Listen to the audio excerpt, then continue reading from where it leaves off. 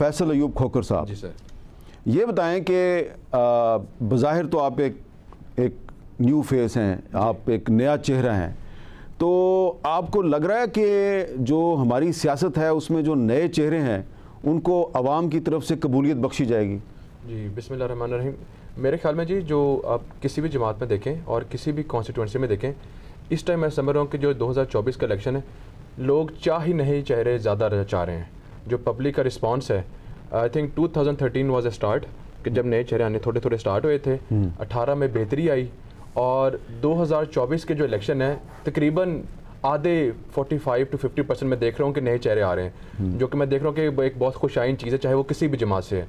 और मैं देख रहा हूँ कि लोग वेलकम भी कर रहे हैं, लोग शायद एक चेंज देखना भी चाह रहे हैं। लोग यंग जनरेशन ज़रा एनर्जेटिक भी होती है, और अगर मेरे ख्याल में सिर्फ यंग जनरेशन, इसके साथ साथ पढ़ी लिखी भी ज़्यादा आ रही है, उनमें आपस में बर्दाश्त भी ज़्यादा आ रहा है। This is something positive from all the parties, तो जो मैं देख रहा हूँ तो जी पब्लिक एक्सेप्ट कर रही है, बिल्कुल कर रही है। अच्छा, हमारे प्रोग्राम में आज 2 ख़वातीन हैं जो जनरल सीट पे इलेक्शन लड़ रही हैं, और इस दफ़ा जो हमारा जो 8 फरवरी को जो इलेक्शन होने वाला है, इसमें ख़वातीन बड़ी तादाद में जनरल सीट पर इलेक्शन लड़ रही हैं, और जो कुल वोटर्स हैं उनकी तादाद 12 करोड़ 85 लाख है, मर्द वोटर्स की तादाद 6 करोड़ 92 लाख से ज़्यादा है, और ख़वातीन वोटर्स की तादाद जो है वो 5 करोड़ 93 लाख से भी ज़्यादा है। यानी कि 53% जो हैं वो मर्द वोटर हैं और 46% ख़वातीन वोटर्स हैं। तो सबा दीवान साहबा, आप तहरीक इंसाफ की तरफ से इलेक्शन में हिस्सा ले रही हैं, तो आपने अपनी कैंपेन का आगाज़ कर दिया है, तो आज जब आप लोगों में गईं तो आपको क्या रिस्पांस मिला? बिस्मिल्लाहिर्रहमानिर्रहीम। इय्याका नअबुदु व इय्याका नस्तईन। रब्बुल इज़्ज़त, तेरी ही इबादत करते हैं, तुझी से मदद चाहते हैं। लोगों का रिस्पांस तो बहुत अच्छा रहा, मगर जब अभी मैंने जैसे आपको बताया कि जब मैं अपने हॉल पे पहुंची हूं तो अच्छी गैदरिंग थी, मुझे नहीं अंदाज़ा था कि लोग इस तरह आएंगे, क्योंकि आपको पता है कि खुल के तो कुछ करने दिया नहीं जा रहा। तो फ़ोन पे जो किसी को थोड़ा बहुत मैसेज दे दिया, आगे से आगे कन्वे किया उन्होंने, तो जो लोग आए और बड़ा अच्छा रिस्पांस था। मैं फ़र्स्ट टाइम निकली हूँ अवाम में और बहुत अच्छा रिस्पांस था लोगों का। फिर उसके बाद बाहर आपको मैंने बताया पुलिस आ गई और वो उन्होंने लड़के को कहा कि फटाफट ये ख़त्म, ये बंद करो, 5 मिनट के अंदर लोगों को निकालो यहाँ से। तो वो फिर मैं बाहर आ गई, मैंने कहा चलो मैं देखती हूँ पुलिस को, उतनी देर में ये चलेगी। फिर मैं बाहर रोड लोगों से मैं मिली, कंपेन की मैंने। जो हमारे चाह मीरा का बाज़ार आ रहा था रास्ते में, तो बहुत अच्छा माशाल्लाह आई थिंक 80% लोगों का रिस्पॉन्स बहुत अच्छा था, बहुत अच्छा। तो आपको और बुज़ुर्गों ने सर पे प्यार भी किया, अच्छा। भाइयों ने नारा भी दिया और बहन को इज़्ज़त भी दी। माशाल्लाह मेरा तो फर्स्ट टाइम बहुत अच्छा एक्सपीरियंस था। अच्छा, अमार अली जान, ये बताएं कि आप के नारे जो हैं आपने इंट्रोड्यूस किए हैं अपनी कॉन्स्टिट्यूंसी में, लाल झंडा आप लहरा रहे हैं, ठीक है, ये बताएं कि आपको क्या रिस्पांस मिल रहा है? क्योंकि एक तासुर यह है कि नज़रियाती सियासत ख़त्म हो गई है, आइडियोलॉजी ख़त्म हो गई, अब जिसके पास पैसा है सिर्फ वही जीतेगा। आपको क्या रिस्पांस मिला है? मीर साहब ने बिल्कुल ठीक बात की। जो इस वक्त ख़त्म की गई है नज़रियाती पॉलिटिक्स, और वो जबर के ज़रिए की गई है, पैसे के ज़ोर पे की गई है। लेकिन अगर नज़रियाती सियासत के बगैर सियासत होगी तो कोई मकसद ही नहीं रहेगा सियासत का। फिर यही है कि कोई एक पार्टी छोड़ के दूसरी पार्टी, जहाँ पे ताकत होगी, जहाँ पे पैसा होगा। हमारी तारीख़ ये बताती है कि जब भी मज़ाहमत हुई है तो नज़रियाती लोगों ने की है। ये बदकिस्मती है कि मुश्किल वक्त में पार्टियां भी नज़रियाती कारकुन ढूंढती हैं जो जेल जा सकें, जो कोड़े खा सकें, लेकिन जब वो इलेक्शन आ रहा होता है, इक़्तिदार की बात आ रही होती है, तो फिर वापस पैसे की सियासत शुरू हो जाती है। हमने ये फ़ैसला किया है कि हमने मज़दूर तहरीक को फिर से बनाना है, लाहौर में, पंजाब में, पाकिस्तान में। तुलबा तहरीक में भी मैं रहा हूँ, मज़दूर तहरीक में भी रहा हूँ। जब तक हम एक आम लोगों की, मज़दूरों की, किसानों की, मिडिल क्लास की नुमाइंदगी नहीं करेंगे, सियासत के ऊपर एक छोटा सा तबका काबिज़ रहेगा।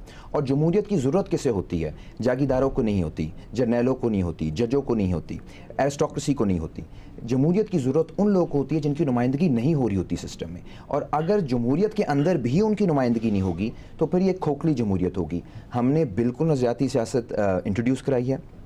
और मुझे तो बहुत खुशी मिल रही है कि लोग वाकई जिस तरह रिस्पांस दे रहे हैं, आप भी कभी आए हल्के में, लोग कह रहे हैं कि ये बातें हमने नहीं सुनी, पानी के मसले पे, गैस के मसले पे, मजदूरों के हकूक़ के ऊपर, यहाँ तक कि हम तालीम के ऊपर तक बात नहीं होती। जहाँ से आप इलेक्शन लड़ रहे हैं वहीं से बिलावल भुट्टो जरदारी साहब भी इलेक्शन लड़ रहे हैं। बिल्कुल लड़ रहे हैं। तो वो तो कह रहे हैं कि मैं 300 यूनिट बिजली मुफ्त दूंगा।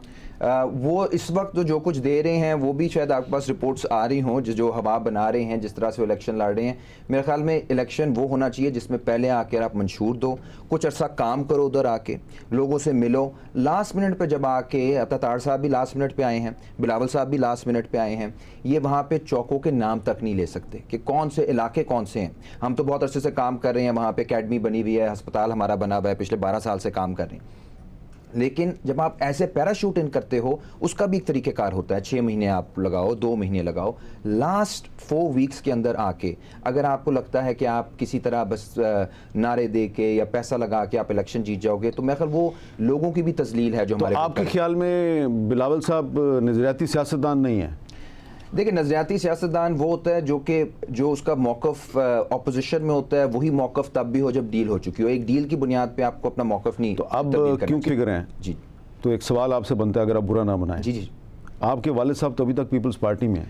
बिल्कुल हैं, और वो देखिए, मैं जो कुछ भी हूँ अपने वालिद साहब वालिदैन की तरफ से हूँ, लेकिन मैं समझता हूँ मैंने अपना रास्ता खुद उसका तयन करना है, और सुन्नत इब्राहिमी भी यही है। हमने खुद फैसला किया। मैं अपनी फैमिली से बहुत मोहब्बत करता हूँ, उन्होंने एक फ़ैसला किया हुआ है। उन्होंने 80 दहाई में, आप जानते हैं, मेरे वालिद साहब ने मारे भी खाई, मिलिट्री कोर्ट्स में उनके ट्रायल भी है। उनकी एक इमोशनल वाबस्तगी है पीपल्स पार्टी से। लेकिन जब तक मुझे ये नज़रिया नहीं पता चलेगा कि हमने जागीरदारी का क्या करना है, इस सिस्टम के ख़िलाफ़ कैसे हमने लड़ना है, वो बयानिया ही नहीं आएगा, तब तक मैं उस पार्टी को मैं नहीं ज्वाइन कर सकता। मुश्किल रास्ता हमने चुना है, लेकिन यही रास्ता है, इसी रास्ते पे चल के इंशाल्लाह जीतेंगे। अच्छा, डॉक्टर ज़िबा बड़ाई साहबा, सबसे पहले आप ये बताएं कि आप जब जमात इस्लामी की कैंडिडेट बन के आपने कैंपेन शुरू की, आप लोगों में गई, तो लाहौर शहर जो है वहाँ पे पहली दफ़ा जमात इस्लामी ने जनरल सीट पे एक खातून को टिकट दिया। आपको कैसा रिस्पांस मिला? असल बात है कि जिस कॉन्स्टिट्यूंसी में मुझे नॉमिनेट किया गया है कि पिछले 20 सालों से मेरा हल्का दर्स है। अच्छा। और इसमें अल्लाह के करम से मेरा बहुत दावती, मैं by profession I am a gynaecologist. अच्छा। और मैंने अपना profession basically for the spreading of the message of Quran जो है, वो मैंने उसको, वो पेशेंट्स की मैनेजमेंट तो कर रही हूँ, लेकिन ये कि इसको मैंने बेसिकली इस काम के लिए अपना वक्फ किया। और अपने इस सर्कल में मेरा बेसिकली ये जो हमारी कॉन्स्टिट्यूंसी है, ये पढ़े लिखे तबके की और ये एलीट और ये इंटेलिजेंशिया की एक इलाका है। बेसिकली अगर आप देखें डिफेंस का, कैंट का, तो ये वो सारे पढ़े लिखे लोग और इंटेलिजेंशिया के लोग हैं। और यहाँ पर आज पढ़े लिखे अफराद की वज़ीराई है। और हमारा मुल्क कलमा तैयबा के नाम पर लिया गया था। कुरान से मोहब्बत भी है और कुरान पहुँचाने वालों की मोहब्बत भी हमारे माशरे में